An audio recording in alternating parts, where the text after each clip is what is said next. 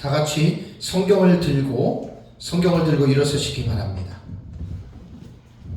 봉독해 드릴 하나님의 말씀은 요한계시록 14장 1절에서 5절 말씀까지를 제가 봉독해 드리겠습니다. 이것은 하나님의 말씀입니다. 또 내가 보니 보라, 어린 양이 시온 산에 섰고 그와 함께 14만 4천이 서 있는데 그들의 이마에는 어린 양의 이름과 그 아버지의 이름을 쓴 것이 있더라. 내가 하늘에서 나는 소리를 들으니 많은 물소리와도 같고 큰 우레소리와도 같은데 내가 들은 소리는 검은 것 타는 자들이 그 검은 고를 타는 것 같더라. 그들이 보좌 앞과 네 생물과 장로들 앞에서 새 노래를 부르니 땅에서 속량함을 받은 14만 4천 밖에는 능히 이 노래를 배울 자가 없더라. 이 사람들은 여자와 더불어 더럽히지 아니하고 순결한 자라. 어린 양이 어디로 인도하든지 따라가는 자며 사람 가운데에서 속량함을 받아 처음 익은 열매로 하나님과 어린 양에게 속한 자들이니 그 입에 거짓말이 없고 흠이 없는 자들이더라. 아멘. 네, 앉으시기 바랍니다. 오늘 강의는 이제 두 증인의 자격에 대해서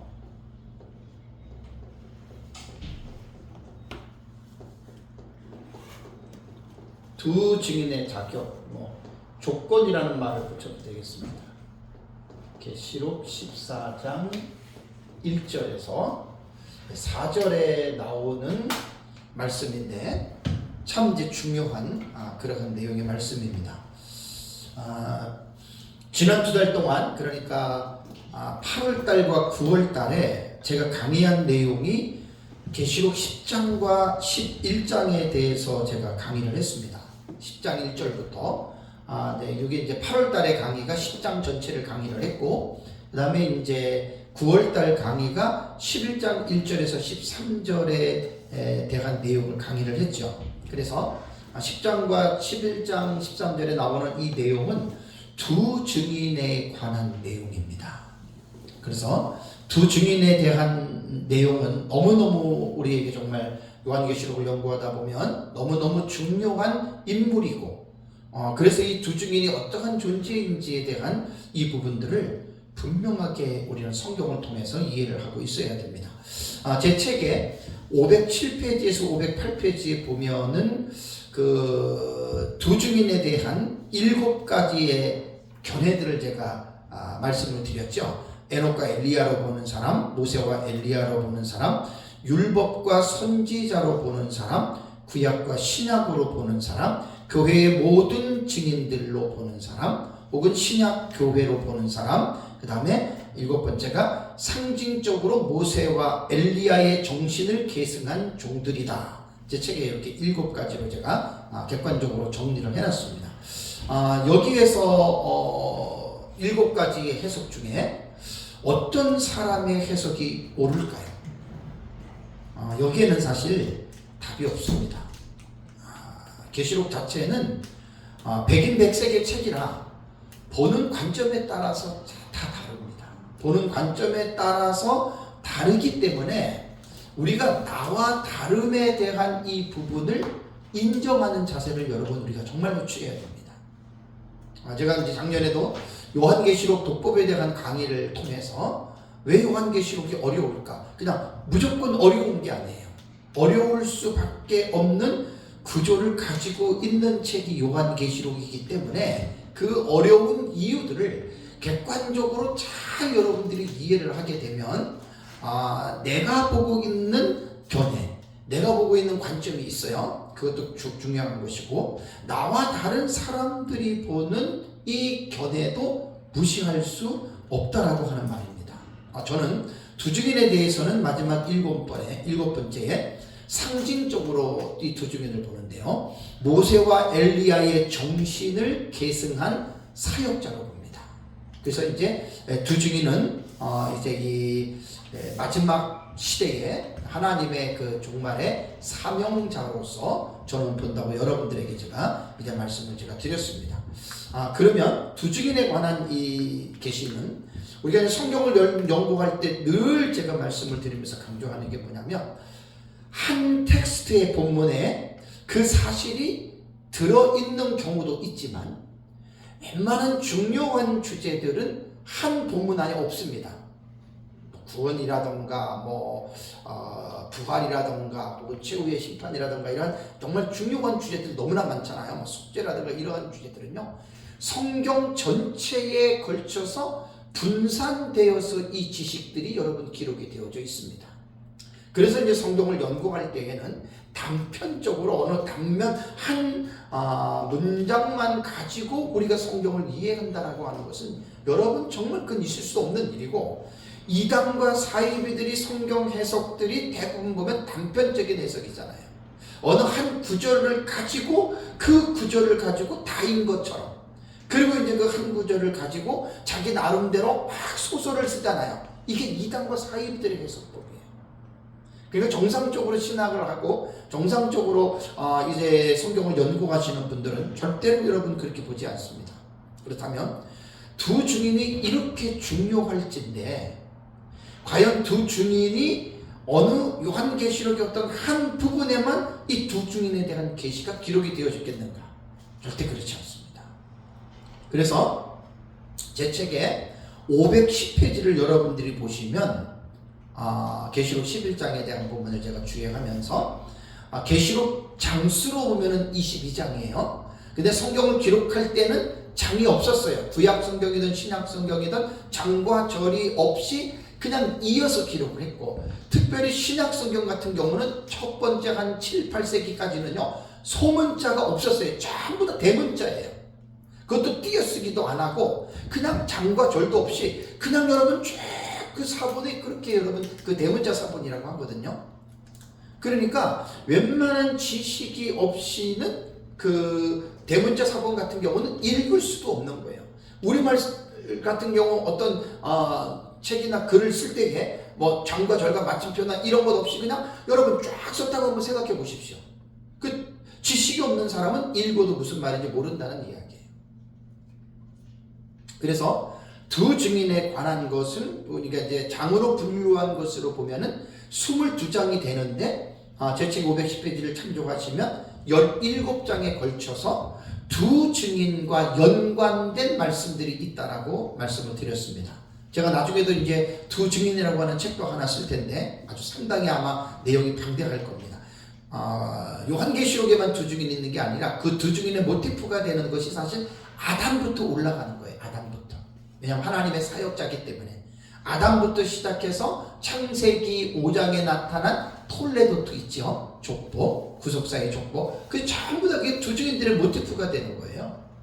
그러면서 이제 그것이 오늘날 이 시대에도 이제 하나님의 사명자로서의 이 사역을 하고 있는 종들이 있고, 그러면서 이제 이것이 예수님 재림 때의 마지막 때까지 이 하나님의 구속사역의 사명자들이 이어진다는 얘기입니다. 그래서 이제 요한계시록에 나타난 이 두 증인이라고 하는 이 사람들이 마지막 시대 예수님의 재림 직전에 이제 하나님의 택자들을 대상으로 사역을 하는, 사실 어떻게 보면 두 증인은 지난달에도 말씀을 드렸지만 깨우는 사역이에요. 구원받은 성도들을 예수님 재림 직전에 정신 차리고 영적인 잠에서 그들을 깨우는 사역을 하는 사람들이기 때문에 두 증인들의 사역이 대단히 중요하다라고 하는 것을 여러분들이 기억해야 됩니다. 그래서 요한계시록에서 두 증인에 관한 계시를 확실하게 보여주는 본문이 요한계시록 11장이에요. 그래서 11장에 보면은 내가 나의 두 증인에게라고 하는 용어까지 아예 들어가 있잖아요. 그죠? 감람나무와 두 촛대, 두 선지자. 그래서 가장 확실하게 보여주는 본문이 계시록 11장 1절에서 14절까지인데, 그런데 이 두 증인에 관한 내용은요 11장에서 기록된 게 아니에요. 전장인 10장부터 11장 13절까지가 두 증인에 관한 한 덩어리, 한 문맥이라고 여러분 보셔야 됩니다. 그래서 제가 8월 달에 강의하고 9월 달에 강의한 내용에서 여러분들이 다시 기억하면 됩니다. 그래서 10장부터 11장까지를 이제 두 증인에 대한 이 부분으로 하나로 묶는다면, 한 문맥으로 본다면 이제 이 두 증인의 부분은 크게 세 부분으로 구분된다 그랬죠. 그죠? 첫 번째가 10장 1절과 7절에 서론격인 심센천사와 작은 두루마리에 관한 내용이 10장에 기록이 되어져 있습니다. 그래서 이제 10장 1절과 2절은 심센천사의 모습에 대해서 말했고 10장 3절과 4절은 심센천사가 표호하는 내용이 들어가고 10장 5절과 7절은 심센천사가 맹세하는 내용이 나오는데 이 내용들이 다 여러분 중요한 거예요. 그 다음에 이제 두 번째에서는 이제 10장 8절과 11장 2절까지입니다. 11장 1절에서 2절까지인데 이 내용은 뭐냐면 사도 요한이 대행적인 예표 사역을 하는 겁니다. 이런 것들을 문장문장에서 여러분들이 잘 구분하셔야 돼요. 그러니까 10장 8절을 보면 천사가 요한에게 작은 두루마리를 가지라 그랬죠. 그 다음에 10장 9절에서 10절은 작은 두루마리를 먹으라 그랬죠. 그 다음에 10장 11절에는 작은 두루마리를 예언하라 그랬고 11장 1절과 2절에서는 성전 앞마당을 측량하라. 이것이 요한이 이 일을 행한 것은 맞지만 실제적으로 예언하는 사역이라던가 이 부분들을 보면 1260일의 사역이라든가 이런 걸 보면 사도 요한이 한 게 아니에요. 사도 요한은 누구를 대신해서 이 일을 행한 것이죠. 그래서 제가 이것을 예표론, 타이폴로지로 보는 거예요. 그래서 사도 요한은 실제적으로 이 일을 감당해야 할 사람들을 대신해서 행했다. 그래서 제가 대행적 예표 사역이라고 제가 이 말씀을 드렸기 때문에 두 증인의 이 문맥, 하나의 커다란 문맥 10장부터 11장 12절까지는 이렇게 구분할 수 있는 이게 있어야 됩니다. 그러고 나서 이제 마지막 세 번째의 단락은 11장 3절부터 11장 12절까지가 이제 두 증인의 사역에 대해서 말을 합니다. 그래서 11장 3절을 보면 두 증인의 사역 기간 1260일이 나오고 그 다음에 11장 4절을 보면 두 증인에게 또 다른 호칭이 붙여지죠. 그 다음에 11장 5절과 6절에는 두 증인에게 주어진 불사신의 하나님의 권세가 오소리티가 그들에게 임한 것이고 그 다음에 이제 11장 7절과 10절을 보면 그 두 증인들이 1260일 사역을 마치고 죽습니다. 우리가 그래서 두 증인의 순교를 보고 그 다음에 11장 11절이 두 증인이 부활합니다. 근데 이 두 증인의 부활은 단순한 부활이 아닙니다. 이것이 첫째 부활입니다. 그래서 계시록 20장 5절을 보면 이는 첫째 부활이라 해 아나스타시스 해 프로테 이게 첫째 부활이라는 거예요. This is a resurrection. First resurrection이에요. 그러니까 이것은 첫째 부활이라 이것이 11장 11절에 두 증인들이 죽고 3일 반 만에 살아나잖아요. 그죠? 이게 첫째 부활이라는 거예요. 그러니까 이렇게 성경 전체를 아우를 수 있는 이런 지식들이 있어야 됩니다. 그러면서 이제 11장 12절을 보면 두 증인이 하늘에서 이리 올라오라라고 하는 말을 듣고 어떻게 해요? 두 증인이 하늘로 승천하죠. 그죠? 여기까지가 사실은 두 증인에 관한 잘 드러난 텍스트의 내용이 10장부터 11장 12절까지가 두 증인의 한 매개예요. 한 문맥. 그래서 이것을 꼭 여러분들이 잘 이런 것들을 이제 구분을 해야 됩니다. 그런데 10장 1절과 11장 12절에 8월달 9월달에 제가 강의한 내용들을 보면은 어느 정도 두 증인에 대한 부분들이 말을 하고 있어요. 그래서 10장과 11장에는 상당히 두 증인에 대한 부분들을 두 증인들이 이런 사역을 하는구나라고 하는 사역적인 면에서는 충분히 그 본문 안에서는 우리가 읽을 수가 있는데 문제가 뭐냐면 그 두 증인의 자격 있잖아요. 자격이라고 하는 말은 어떤 임무를 맡거나 일을 하는데 필요한 조건이에요.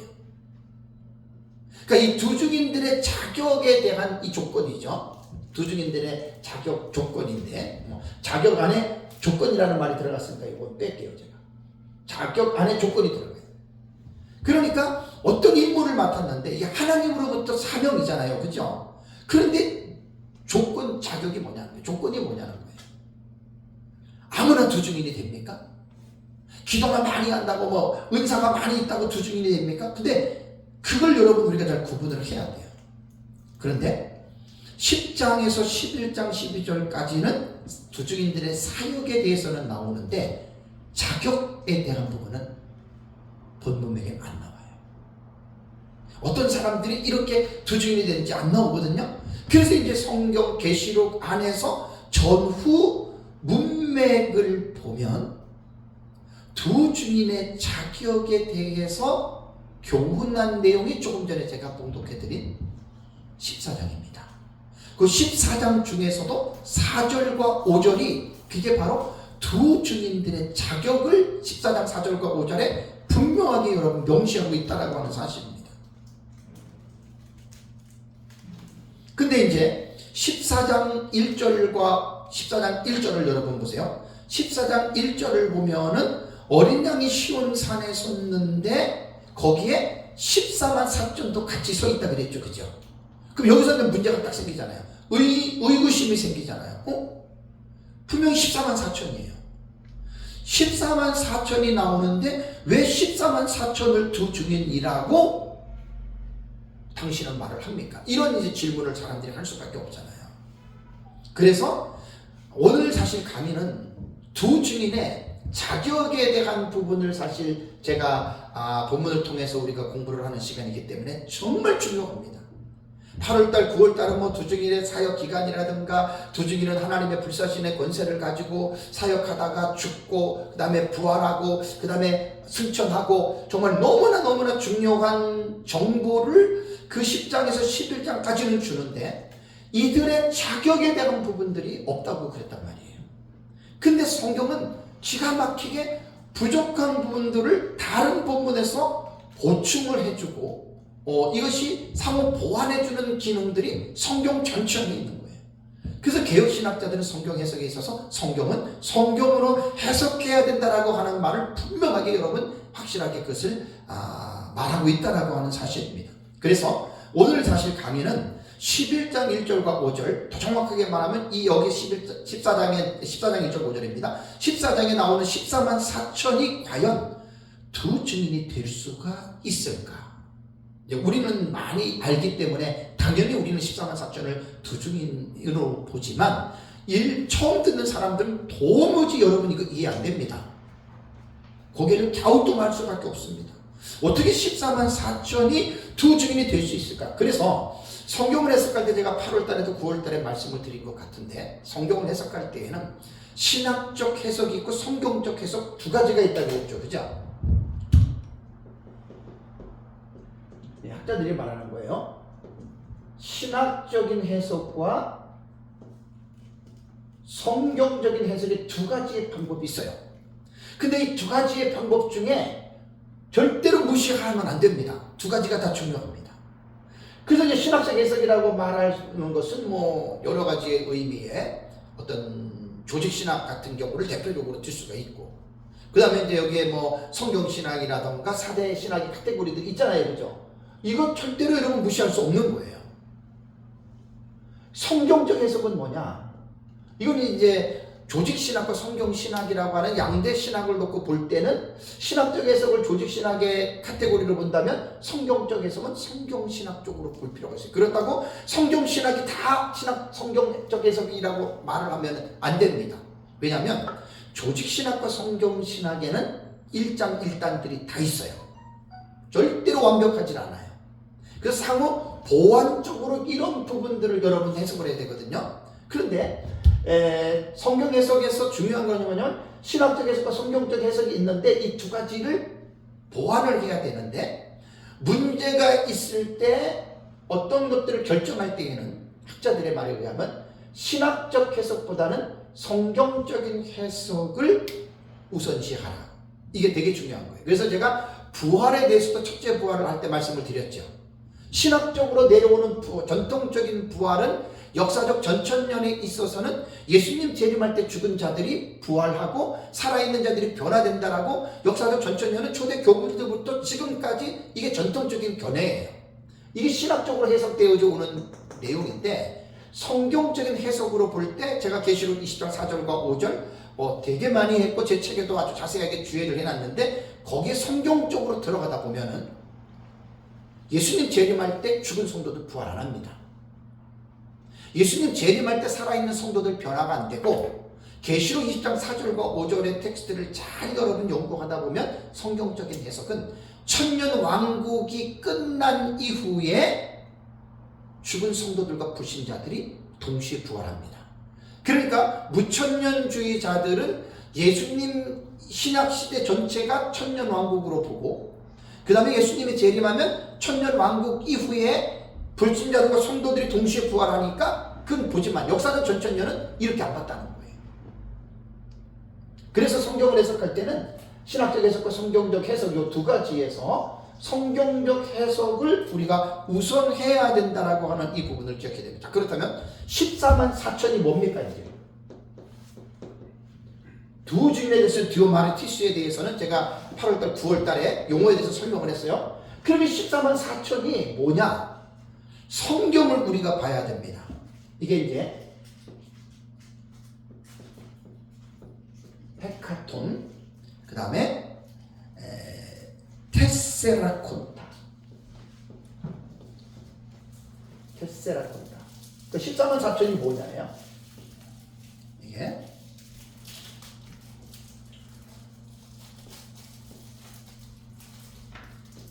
테세라 콘타 이렇게 됩니다. 테세라 콘타. 다음에 테사레스예요.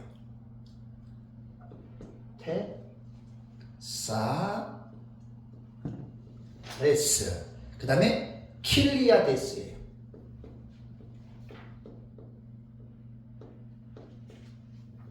좀 먼저 생략하겠습니다.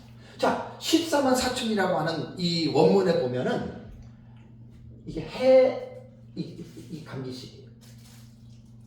헤카톤. 네. 헤카톤이에요. 헤카톤은 뭐냐면은 100이에요, 100. 100이에요, 100. 100을 말하는 거고, 테사라콘타는 40입니다. 40예요. 다음에 테사레스는 4예요. 그 다음에 킬리아데스는 1000이에요. 그러니까 14만 4천이라고 하는 용어를 헬라어로 보면은 헤카톤, 테사라콘타, 그 다음에 테사레스, 킬리아데스, 이것을 144, 1000 이렇게 해서 이것을 14만 4천이라고 부르는 거예요. 이것이 이제 7장 1절에 8절에 본문에 14만 4천이 나오잖아요. 14만 4천이 나오는데 7장의 본문을 먼저 봐야 됩니다. 이마에 인침을 받는 장면이 나오는데 여기 보면은 누구에게 인을 치느냐? 계시록 7장에서는 하나님의 종들입니다. 하나님의 종들. 그러니까 하나님의 종들이라고 하는 그 사람들에게 인을 친다라고 말을 했고, 인을 칠 때 이스라엘 12지파의 각 지파별로 12,000명씩 인을 치니까 그 숫자가 몇 명? 14만 4천이 됐다는 거예요. 12지파에게 12,000명씩. 이것이 14만 4천이다. 이게 요한계시록 7장에 나타나는 14만 4천에 대한 내용이에요. 그레고리 빌하고 리처드 부컴하고 로버트 마운스는 세계적인 요한계시록 해석가들입니다.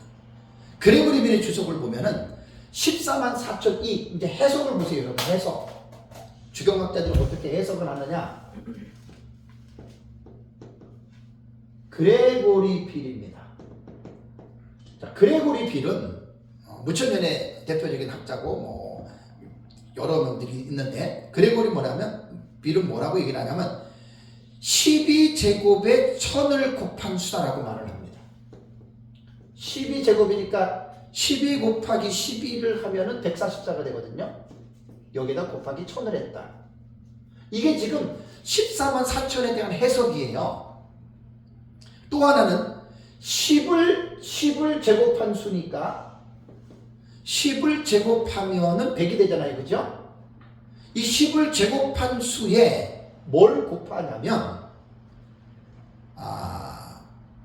10을 곱하면은 이것이 이제 100이 되고 곱하기 또 11을 곱하래요. 11을 곱하면은 이게 뭐냐면 곱하고 거기에 그 12를 제곱한 수예요. 그러니까 참 보세요. 말이 12를 제곱한 것들을 곱하면은 이게 144가 되고 이 숫자가 총 얼마가 되냐면 14,400이 돼요. 여기에다 곱하기 1000을 하라는 거예요. 그러니까 이게 지금 그레고리 빌의 주석에 나오는 거예요. 그러면서 뭐라고 얘기를 하냐면 10과 그 다음에 12는 뭐냐? 완전수다 이렇게 말합니다. 완전수. 그러니까 완전한 그 어떤 완전에 대한 비유적인 숫자다. 여러분 한번 잘 보세요. 세계적인 주경학자들이 지금 14만 4천을 이거 지금 144 그 다음에 1천을 해석하는 이 해석법을 보세요. 여기서 무슨 딱 냄새가 안 나요? 느낌이? 완전수라는 말을 하죠. 완전수. 그래서 무천년은 14만 4천을 구원받은 총수로 보는 거예요. 그러니까 이게 해석이요. 해석하는 주경학자들의 제가 주석들을 깊이 있게 보면은 전부 다 자기가 말하고자 하는 그 어떤 주장을 합리화시키고 맞추기 위해서 원어도 가져오고 다 가지고 들어옵니다. 이건 저도 어쩔 수가 없어요. 그러면서 12제곱은 여기 12제곱했죠. 그죠? 12제곱은 뭐라고 했냐면 구약시대의 12지파와 신약시대의 12사도다. 여러분 이게 그럴듯하죠? 그럴듯하죠? 근데 여러분 헤카톤, 테스라콘타, 테세레스, 킬리아데스에서 여기 어떻게 뭐 12지파, 12사도라고 하는 의미를 끄집어낼 수 있어요? 없어요? 여러분 아무리 한번 눈치껏 한번 보세요. 여기서 지금 이 헬라어 이 원문에서 14만 4천에서 지금 그레고리 말하는 식으로 거의 모든 학자들이 이렇게 얘기를 해요. 전천년들도 대부분 이렇게 얘기하는 사람이 거의 대반이에요. 제가 읽으면서 도무지 이해가 안 되는 게 성경을 해석할 때는 원문에서 서기를 해야 되는데 원문에 있는 내용을 가지고 기본적으로 전개를 해야 되거든요. 여기 12를 제곱하라는 말이 끌어낼 수 있어요? 여기서? 없잖아요.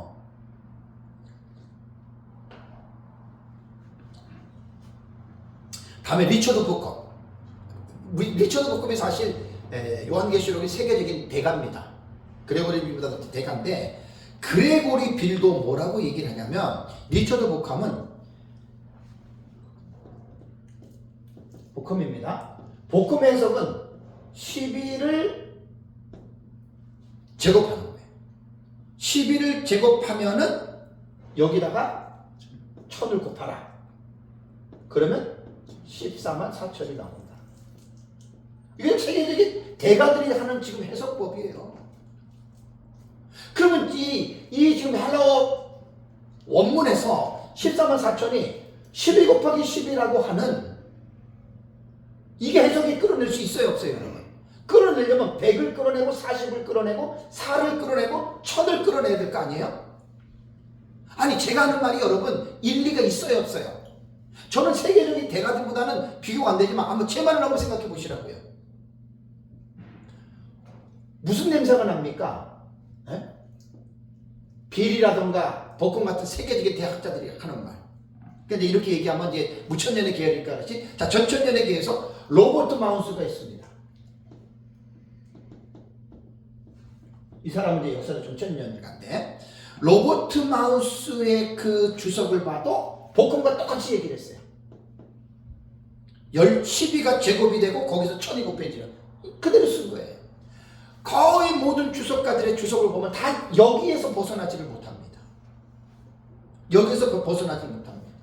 이게 보편적인 14만 4천에 대한 해석법이 전천년이고 무천년이고.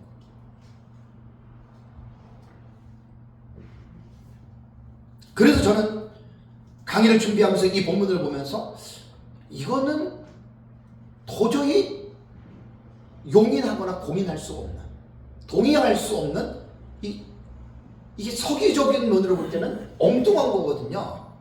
내가 무엇을 말하기 위해서 내 사상을 논리를 따맞추기 위해서 지금 12 곱하기 12가 나오고 이게 나온 거예요, 여러분. 이런 해석들이.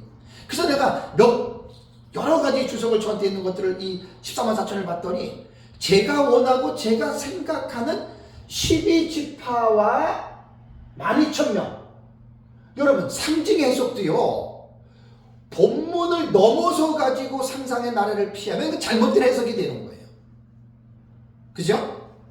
본문을 집중하면 12지파와 12,000명 12 곱하기 12,000 하면 14만 4천이 나오는데 여기에 어디 지금 대학자들이 말하는 12 곱하기 12의 제곱을 하고 여기에 1000을 곱하라고 하는 게 어떻게 여러분 이 문맥에서 여러분 나올 수가 있겠냐고요.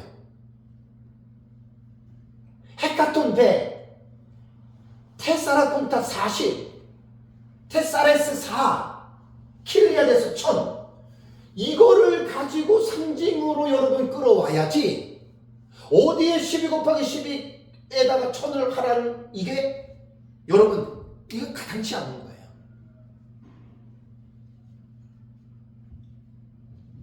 여러분 어떻게 생각하십니까? 제가 지금 주장하는 게 어거지인 것 같아요? 저는 무명한 사람이지만 어거지가 아니에요. 저도 성경을 주경신학으로 성경을 해석하는 데에 오랜 시간 동안 저 나름대로 지금 공부하고 연구하고 있거든요.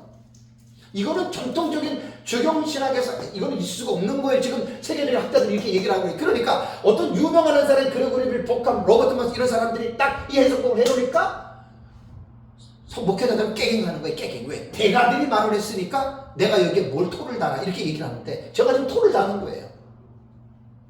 상징으로 해석하려면 12이나 12,000, 144, 1000 여기에서 상징을 끌어가지고 이 상징을 풀어야 그래도 이제 이게 기본 상식인데 왜 여기 12제곱이 왜 나옵니까? 구약에 12지파, 신약에 12사도가 왜 나옵니까 여기서?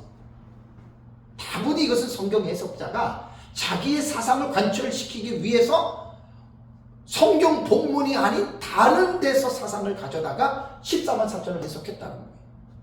그래서 여러분 7장의 내용으로 볼 때 14만 4천은 아까 말씀드린 대로 우리 하나님의 종들 딱 요것만 정보가 나옵니다. 우리 하나님의 종들이다.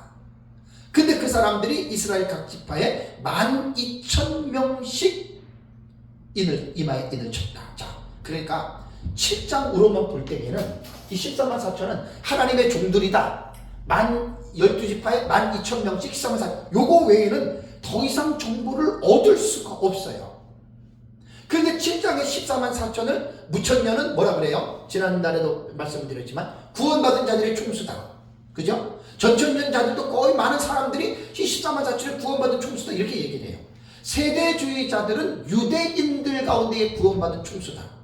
근데 유대인들로 한정하는 것은 세대주의는 거의 100% 하지만 리처드 복검 같은 경우도 이 사람은 세대주의가 아니거든요.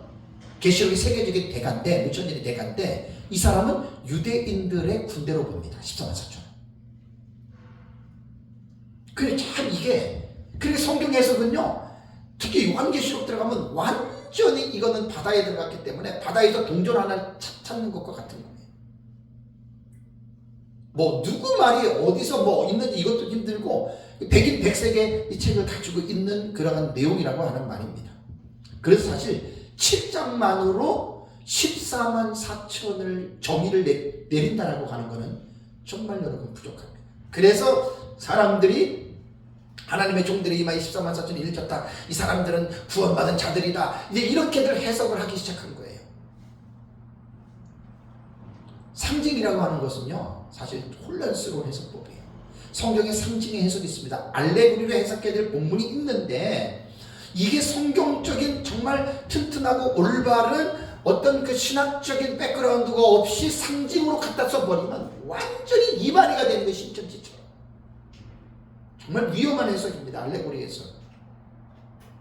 근데 14만 4천에 대한 내용이 요한계시록에 보면 또 한 군데가 나오잖아요. 요게 제가 아까 봉독했는데 14장 1절과 5절입니다.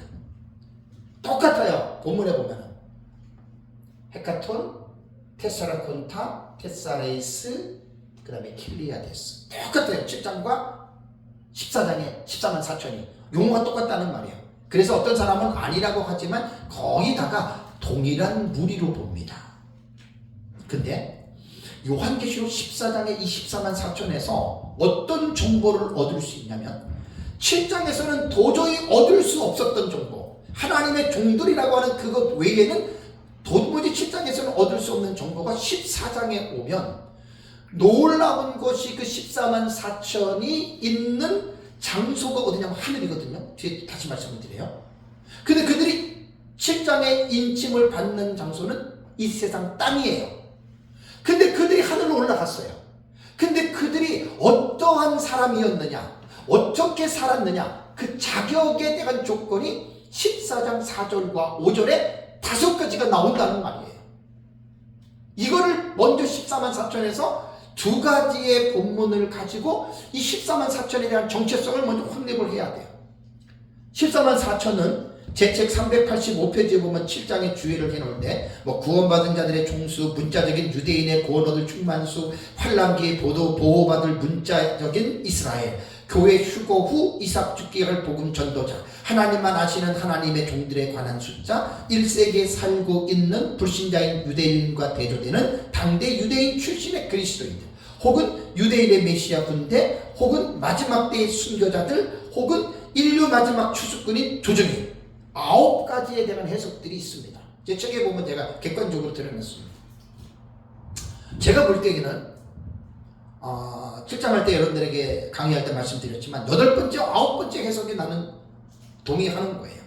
키들이 말한 것처럼 마지막 때 순교자들, 그 다음에 이제 제가 계시록을 배웠던 우리 은사이신 민병성 목사님이 봤던 인류 마지막 추수꾼인 두중인, 오히려 이 마지막 때 두중이로 보는 사람들이 여러분 그 있습니다. 민 목사님은 본 게 아니에요. 14만 4천을 마지막 때 사명자로 보는 사람들이 외국의 학자들 중에서 많아요.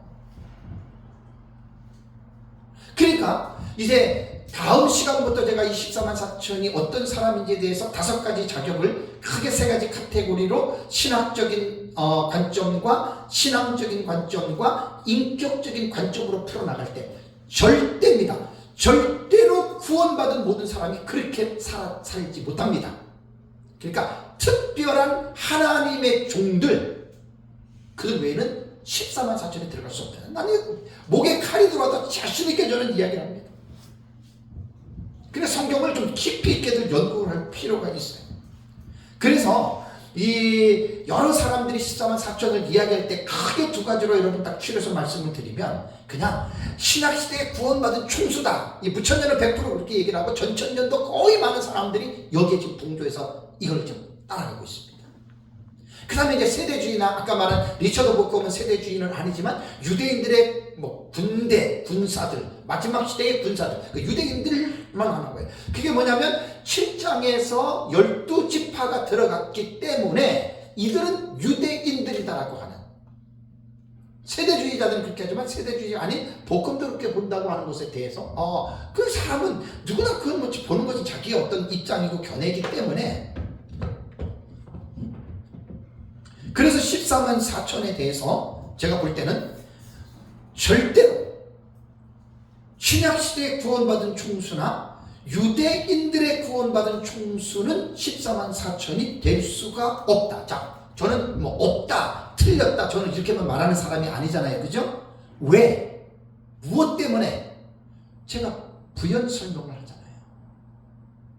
제가 그 이유를 말하잖아요. 근데 이것도 내 생각에 내가 기도했더니 저는 그런 게 아니라 성경을 가지고 저는 뒷받침을 하잖아요. 특히 요한계시록은요, 성경만 보는 것이 아니라 요한계시록이 기록된 이후의 역사를 반드시 여러분 보셔야 됩니다. 되게 이건 중요한 말입니다. 자, 그럼 제가 좀 변증을 하겠습니다. 자, 신약시대에 구원받은 총수로 보는 것의 문제입니다. 이것은 제가 동의할 수 없는 이유는, 왜 그러냐면은 14만 4천에 조금 전에 말씀드린 대로 이 14장을 여러분 한번 봐보세요. 계시록 14장에. 자, 배경을 보면은 7장에서는 이방인 인침을 받았어요. 14만 4천이. 그들이 이제 두중인으로 우리가 보는 이유는, 그건 제가 나중에 이야기를 할게요. 자, 7장에서 이방인 인침을 받았다라고 하는 말은 뭐냐면 7장은 이 땅이 되고 14장에서 1절이 뭡니까? 1절을 보면은 어린 양이 시온산에 섰고 그랬죠. 그죠? 그런데 그와 함께 누가 서 있어요? 14만 4천이 서 있다. 그러면 14가면 장소가 어디로 바뀐 거예요? 시온산은 이 땅이 아니에요. 어떤 주석가들은 시온산이니까 예루살렘에 얘기해. 그러니까 제가 뭐 한 주석 저한테 한 40권 정도 요한계시록에 주석이 있어요. 다는 시간 때문에 못 봐도 보면은 너무들 달라요. 예, 무천년이라고 똑같고 전천년이 똑같고 다 달라요. 그래서 제가 요한계시록 독법을 작년에 이게 그 책이 나오면 여러분 많은 사람들에게 다 도움을 줍니다. 절대로 이거 하나만 그럴 수가 없게 돼 있어요. 그러면 이것이 왜 이제 이 한 본문 1절에서만 보고 천국이다 말할 수가 없어요. 2절을 보세요. 하늘에서 나는 소리를 들으니. 요한은 지금 계시를 받고 있는 자잖아요. 카이 에이돈 보고 카이 에쿠사. 근데 내가 듣는 거예요. 보고 듣는 것이 하늘에서. 그러니까 하늘과 연관된 거고. 3절을 보십시오. 3절을 보면 아주 빼도 박도 못하게 딱 나와 있어요. 3절에 그들이 14만 4천이 어디에 있습니까? 보좌 앞과 내 생물과 장로들 앞에서 새 노래를 부른다. 카이노스 오데 새 노래입니다. 이 장소가 어디예요? 계시록 4장 보면 나오잖아요. 보좌 앞과 내 생물과 장로들 나오죠? 24장로 나오죠? 천국이에요. 그러니까 7장에서 이마에 인침을 받은 사람들이 지금 14장을 가니까 어디로 가 있어요? 하나님 보좌 앞 천국에 지금 이들이 가 있다는 말이에요. 근데 14만 4천이 어떠한 자들이었는지 그들이 세상에서 어떠한 삶을 살았는지 7장에서는 나오지 않지만 4절 보시죠. 4절. 이 사람들은 뭐예요? 쭉 한번 읽어보세요. 14절 4절. 시작.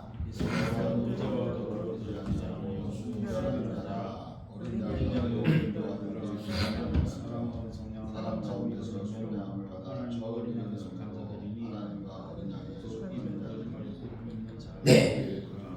그러니까 14장 4절과 5절을 보세요. 이 사람들은 여자와 더불어 더럽히지 아니하고 순결한 자다. 딱 끊어야 됩니다. 첫 번째, 이렇게 살았던 사람이고, 두 번째는 어린 양이 어디로 인도하든지 따라가는 자였다.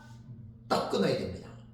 그 다음에 사람 가운데에 어떻게 해요? 속량함을 받아 처음 익은 열매로 하나님과 어린 양께 속한 자들이니 끊어야 됩니다.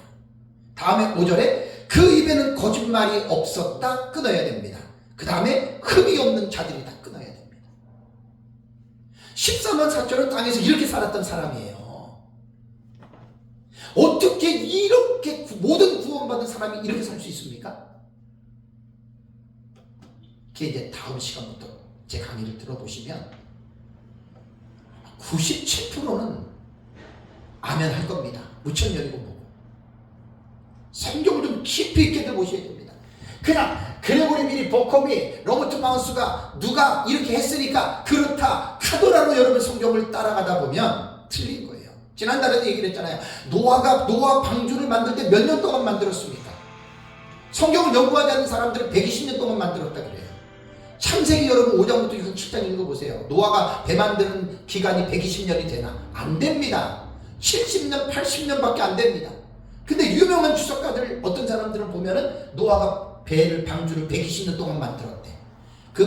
너희의 날이 120년이 되리라고 하는 말은 배를 만드는 기간이 아니에요.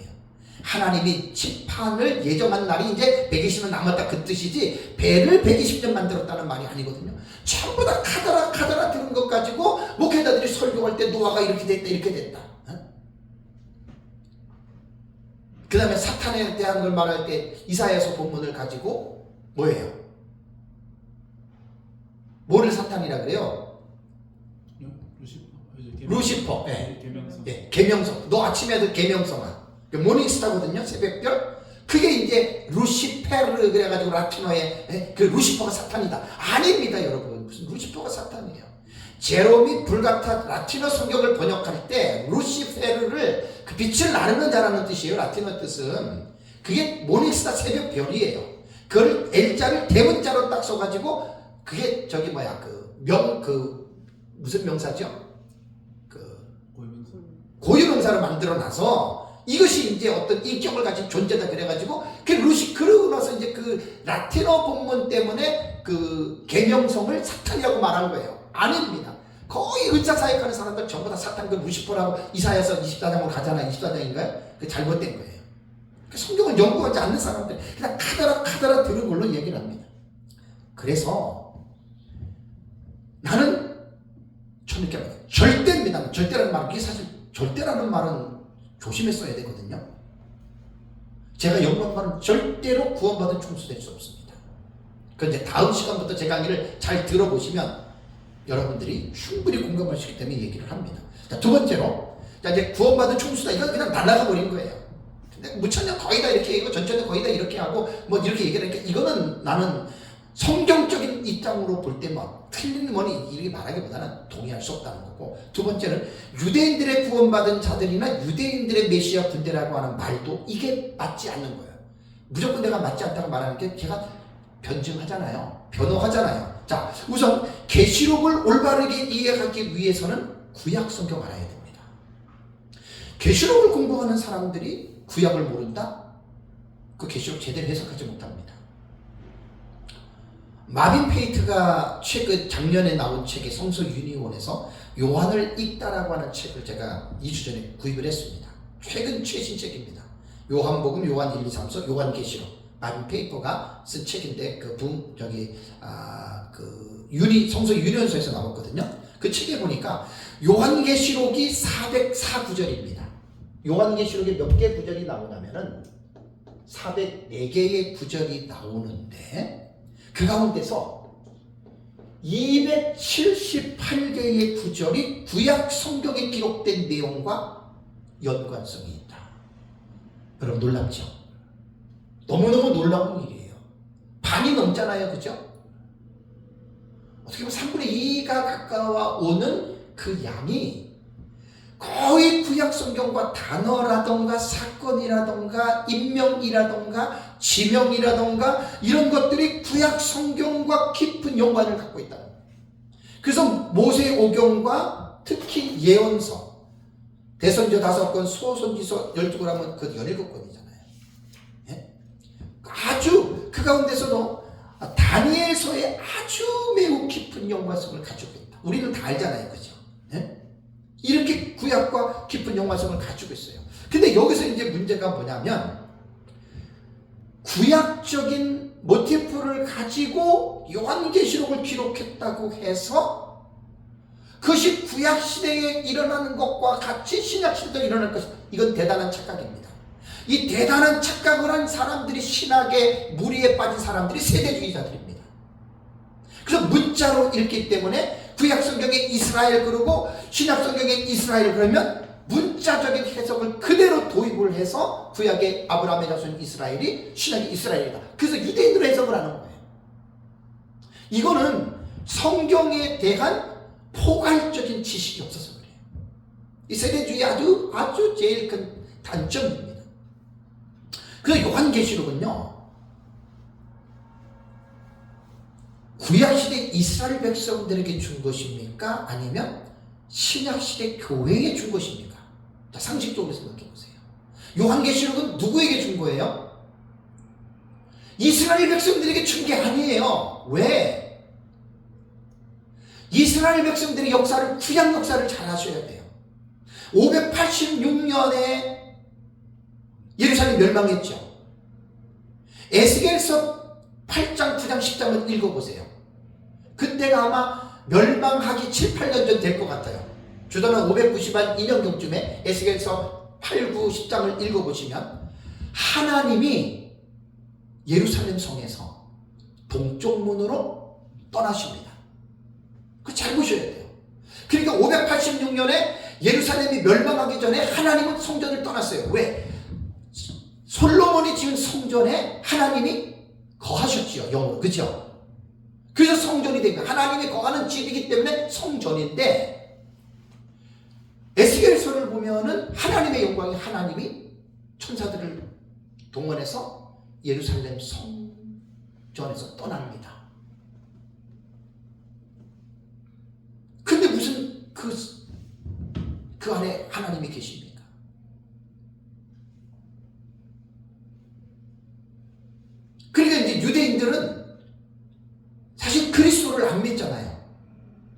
아니잖아요. 하나님을 믿는다고 하지만 신학적인 표현으로 볼 때 예수를 믿지 않는 사람은 하나님을 믿는 게 아니에요. 제가 유대인에 대해서 좀 이스라엘에 대해서 할 말이 많은데 좀 시간 때문에 못하는데, 왜냐하면 지금 이스라엘과 그 팔레스틴 전쟁 때문에 막 그 세대주의자들은 신났어요. 지금 막 한일회가 시작된 일이 몇 년 남았느니 여러분 그런데 흔들리지 마세요. 제가 이것도 한번 유튜브에 내가 올려야 돼. 역사적 조천의 입장에서 그런데 동요되지 말고, 왜 한일회가 지금 될 수가 없냐면 중동 5차 전쟁이 된다 그래도 세계 전쟁이 지금 일어나도 절대로 마지막 때 아닙니다. 나는 성경적으로 제가 지금 답변을 한단 말이에요. 지금 조심들 하셔야 돼요. 이게 요한계시록에 이 세대주의자들 때문에 너무너무 지금 위험합니다. 그래서 요한계시록은 이스라엘 백성들에게 준 게 아니에요. 대상이 유대인이 아니란 말이에요. 요한계시록은 신약시대 교회에게 주신 계시란 말이에요. 그런데 그 요한계시록 안에 404구절 중에 278개가 구약성경과 인볼브가 되어 있다고 해서 그것을 구약과 신약을 구분하지 못하고 신약성경에 기록된 내용을 구약적으로 해석을 한다면 여러분이 얼마나 기가 막힌 일입니까? 가슴 아픈 일입니다. 여러분. 그래서 요한계시록은 우리 역사적 전천년 입장에서 사건을 해석할 때 우리는 미래적으로 해석하잖아요. 그렇죠? 그리고 요한계시록은 교회에게 주신 계시로 여러분 우리는 이해를 합니다. 자, 그리고 이제 그 14만 4천에 대해서 하나 풀어줄 게 뭐냐면 7장에 12지파 나오잖아요. 그죠? 그 12지파도 제 책을 보시면 구약에서 말한 오리지널 12지파 아닙니다. 두 지파가 다릅니다. 하나가 없어지고 다르게 들어옵니다. 그거 잘 읽어보세요. 제 주의 책을 잘 읽어보시고 다른 책들도 읽어보세요. 그러면 요한계시록 7장에 나오는 14만 4천에 인치는 것은 12지파니까 유대인들을 인친 게 아니라고요. 그죠? 그러면 유대인들이 구원받으냐면 어떻게 해요?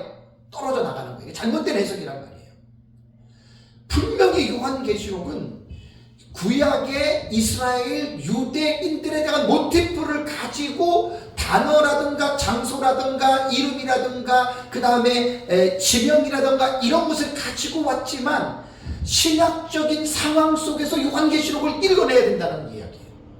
또다시 말하면 이것에 실수한 것이 세대주의가 아닙니까? 그러면 12지파를 말했다고 해서 그 사람들이 유대인들의 구원받은 자들이냐라고 세대주의자들도 말하고 리처드 복강 같은 사람들도 유대인의 마지막 군대들, 유대인들의 복것을 맞춘 거예요. 참 기가 막히죠. 정말 여기까지만 해야지 또 내가 너무 또 무시해버리면 또 다른 사람도 우리 무시하기 때문에 여기까지만 제가 할게요. 자, 그러면 결론적으로 말하면 여러분 지금 현재부터 들어가 볼까요? 이스라엘에 지금 12지파가 있습니까? 없습니까? 지금 현재 없어요. 그냥 유대인 이스라엘 백성도 지금 들어가서 살잖아요. 12지파가 없어요. 그러면 요한계시록은 10장에 14만 4천 각 지파에 12,000명씩 인칠 때 분명히 12지파가 있죠. 그죠? 뭔가 이상하지 않아요? 왜 7장에서 각 지파에 12,000명을 이야기를 했는데 이 신학적인 상황으로 이 기록된 책이잖아요. 요한계시록은. 구약이 아니에요. 지금 이스라엘 사회를 봐도 전 세계적으로 이스라엘 백성들을 봐도 나는 레위 지파니 므낫세 지파니 나는 단 지파니 그런 사람이 있어요? 없어요? 특별하게 몇 명에는 없어요. 쉽게 말하면 지파의 개념이 사라졌습니다. 여러분 지파의 개념이 언제부터 사라진 줄 아세요? 성경을 보세요. 북이스라엘이 주전 722년에 아수르에 의해서 망했죠. 아수르의 이 자기가 지배민들을 정복하고 다스리는 그들의 정치는 어땠냐면은 인구 이주 정책을 썼습니다. 그러니까 정복한 나라의 중요한 사람들과 자기 나라에 있는 사람들 어떻게 해요? 교환해서 섞어놓는 거예요. 섞어놓는 거예요. 그래서 이제 여러분 11개 하를 쭉 보면은 이제 그 사마리아 지방에 그죠? 이스라엘 수도에서 섞어 나가지고 거기서 싱크레티즘이라는 게 나와요. 혼합주의. 여호와를 섬기면서도 바벨론의 누구 해가지고 11개 하를 보십시오. 거기서 이제 그야말로 그 다음에 586년에 남유다가 바벨론에서 멸망하죠. 그리고 포로로 3차에 의해서 잡혀가죠. 70년 포로 맞추고 바벨론의 포로들이 다 돌아옵니까? 안 돌아옵니까? 안 돌아옵니다. 섞이는 거예요. 이스라엘의 고요에 아브라함의 12명의 누구야? 야곱의 12아들인 이스라엘 12지파가 이러한 역사적인 배경을 통해서 섞이기 시작합니다. 그 다음에 주 70년에 유대인들이 로마에 향해서 1차 반란을 일으키죠. 그죠? 그래서 70년에 로마의 디도 장군에 의해서 예루살렘이 멸망하죠. 그리고 한 70년, 60년 정도 지난 다음에 132년경에 하드리아누스 황제 때에 이스라엘이 2차 반란을 합니다. 자기네들이 로마에서 이겨내려고. 그게 계란으로 바위치기지요. 그래서 하드리아누스가 반란을 진압하고 135년입니다. 주후. 이런 역사적인 건 되게 중요합니다. 135년에 하드리아누스가 반란을 진압하고 유대인들은, 이스라엘 사람들은 절대로 예루살렘에 못 들어온다. 입국 금지를 내립니다. 그리고 예루살렘, 야, 그딴 거 부르지 마라. 팔레스티나라고 불러. 팔레스티나. 그게 팔레스틴이 된 거예요. 블레셋, 어떤 사람들은 팔레스타인 그래가지고 그 사람들이 블레셋으로 알 건데, 여러분, 블레셋은 586년에 바벨론에 의해서 유다가 망할 때 블레셋 없어진 거예요. 그 지금 팔레스타인 사람하고 블레셋하고는 전혀 연관성이 없어요. 지역은 오히려 그 지역은 그 지역이고, 블레셋 사람들을 영어로 말하면 팔레스티나라고 불러요. 팔레스티나라고 부르는데, 그 블레셋하고 지금 지역만 같은 지역이지 전혀 상관없는 사람들이에요. 팔레스티나 블레셋하고. 그래서 이제 역사를 아시는 분들은 580년에 바벨론이 내려오면서 거기에 전부 다 이렇게 멸망시키고 내려왔잖아요. 그래서 소수민족들은 다 없어져 버린 거예요. 유대인들만 특별하게 민족적인 이 의식이 강하기 때문에 하나님이 지금까지 내려오게 한 거지, 나머지는 뭐 암몬이니 그 다음에 다메섹이니 이런 거 있잖아요. 그런 나라들은요 거기 형체를 알 수 없다. 그러니까 유대인들이 이러한 역사를 통해서 유대인들이 결국은 전 세계에 흩어져서 유리하면서 여러분 유대인들이 살았잖아요. 그죠? 그런데 유대인들이 참, 이 유대인들의 역사는 우리가 종말론을 하시는 분들은 꼭 알아야 될 필요가 있습니다. 전 세계적으로 흩어졌던 살았던 사람들 중에 이들에 대한 전 세계에 흩어진 사람들을 부르는 명칭이 있어요. 아슈케나즘이 있어요. 들어보셨죠? 똑같은 유대인인데 어느 지역에서 살았느냐에 따라서 아슈케나즘 유대인이라고 부르고, 또 하나는 세파르딘 유대인이 있어요. 또 하나는 미즈라임으로 부르는 유대인들이 있고, 그 외에 자료를 보니까 몇 개가 더 있어요. 그래서 이거는 너무 세부적으로 나와서 이것까지는 알 필요가 없겠다. 내가 학위 논문을 쓴다면 다 갖겠는데 우리는 그럴 필요는 없어요. 그러면 여기에서 아슈케나즘은 어느 지역에서 살았냐면 동부 유럽하고 중부 유럽 쪽입니다. 유럽 지역에, 왜냐하면 이스라엘들이 나라를 뺏기고 거진 2000년 가까이 유리했잖아요. 그죠? 586년부터 하면 2000년이 넘어요. 이렇게 사람들이 있는데 동부 유럽과 중부 유럽 쪽에 거주했던 사람들을 아슈케나즘이라고 하는데, 아슈케나즘의 이 단어가 독일 사람들이라고 하는 뜻이랍니다. 독일 사람들. 독일 사람들이에요. 그러니까 이제 유럽, 독일을 중심으로 이렇게 동부나 중부 유럽 쪽에 거했던 사람들 아슈케나즘을 그러고, 그 다음에 이들이 이제 동유럽으로 그 유럽 지역에 흩어져서 살았다 그래요. 그 다음에 폴란드나 체코슬로바키아, 러시아까지, 심지어는 아르헨티나까지 이 아슈케나즘 유대인들, 이들을 전부 다 아슈케나즘이라고 불러요. 그러니까 미국에 유대인들이 들어갔잖아요. 그죠? 미국 건국하면서 다 미국에 족보가 있어요. 미국에 이런 족보들이 지금 똑같은 유대인이라도 족보들이 다 있습니다. 어느 지역에서 살다 왔어. 그 다음에 세파르딤은요, 포르투갈, 스페인, 북아프리카 쪽에 거주했던 사람들을 세파르딘 유대인이라고 해요. 그 유튜브에서 봤는데 미국의 유대인들 엄청 많아요. 500만, 600만 명이 넘어요. 족보들이 다 있습니다. 아슈케나즘이냐, 세파르딘이냐, 미즈라임이냐. 이야, 이거 보시면 어때요? 거의 아슈케나즘 유대인들이 상당수예요. 그리고 이스라엘을 건국할 때 이스라엘로 그 전 세계에 있는 유대인들이 이제 1948년도 건국을 하면서 유대인들을 받아들였잖아요. 그죠? 아슈케나즘 유대인들이 거의 많다 그래요. 그 다음에 중동 지역에 거주했던 사람들을 미즈라임 유대인이라고 불러요. 근데 놀라운 사건이 벌어지죠. 1948년 5월 14일에 이스라엘은 그 땅을 회복을 합니다. 이게 세계 역사 속에서 이런 일이 없어요. 그죠? 하나님의 특별한 섭리가 있는 민족이 이스라엘입니다. 하나님의 특별한 섭리가 있다고 해가지고 세대주의자들이 말하는 것처럼 우리가 이스라엘의 제3성전을 짓고 이스라엘의 구원에서 우리가 도와줘야 된다, 이거는 여러분 있을 수가 없는 거예요. 이거는 정말 성경도 모르고, 여러분 우리가 이스라엘과 팔레스타인 전쟁에서 누구 편을 들어야 됩니까? 역사를 알지 못하는 사람들은 이스라엘이 아브라함 자손이니까 이스라엘 편을 들어야 된다는데 천만에요. 어떻게 보면 기독교에서 제일로 원수가 큰 원수가 이스라엘입니다. 유대인입니다. 그 다음에 두 번째 원수가 지금 팔레스타인 아랍권입니다.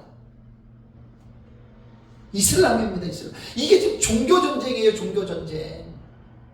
미국과 서방 나라들이 왜 지금 중동 지역의 전쟁에 관여를 안 하는 줄 아십니까? 관여해봤자 끝도 없다 그래요. 정치학자들 하는 말이 끝도 없는 거예요.